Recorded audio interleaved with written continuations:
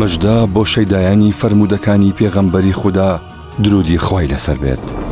ڕێکخراوی گەشەپێدانی قوتابیانی کوردستان پرۆژەی نوری جیهان ڕاگەیەنێت کە پێک هاتووە لە پێشبڕکێی لەبەرکردنی فەرمودەکانی سەروەرمان محەممەد صلی الله عليه وسلم.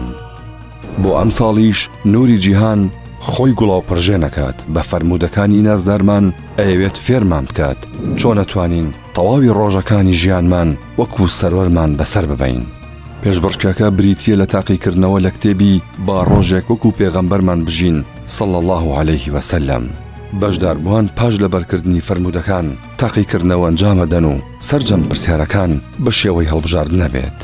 نوری جیهان یەکێکە لە پرۆژە سەرتاسەریەکانی ڕێکخراوی گەشەپێدانی قوتابیانی کوردستان ساڵانە لە مانگی مەولودی پێغەمبەر صلی الله عليه وسلم لەسەر جەم شار و شارۆچکەکانی هەرێمی کوردستان ئەنجامەدرێت.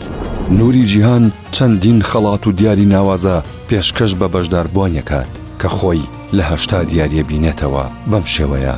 خەڵاتی یەکەم 2,500,000 دینار، خەڵاتی دووەم 1,500,000 دینار، خەڵاتی سێیەم 1,000,000 دینار، خەڵاتی چوارەم تاوەکو حوتەم 500,000 دینار، خەڵاتی هەشتەم تاوەکو دەیەم 300,000 دینار، خەڵاتی یانزەیەم تاوەکو بیستەم 200,000 دینار، خەڵاتی 21 تاوەکو 30 100,000 دینار، خەڵاتی 31 تاوەکو هەشتا 50,000 دینار. دەبا هەمومان پێکەوە لە حەزوری پێغەمبەرمان بین صلی الله عليه وسلم. لەم دنیا فەرمودەکانی لە مێشک و ئاکار و هەڵسوکەوتمان بچەسپێنین بۆ ئەوەی لەو دنیا بە دیداری خۆی شاد بین و ببێتە شەفاعەتکارمان. بۆ ناونووسین و وەرگرتنی کتێب سەردانی لقەکانی ڕێکخراوی گەشەپێدان بکەن لە سەرتاسەری هەرێمی کوردستان یاخود پەیوەندی بکەن بەم ژمارە مۆبایلانەوە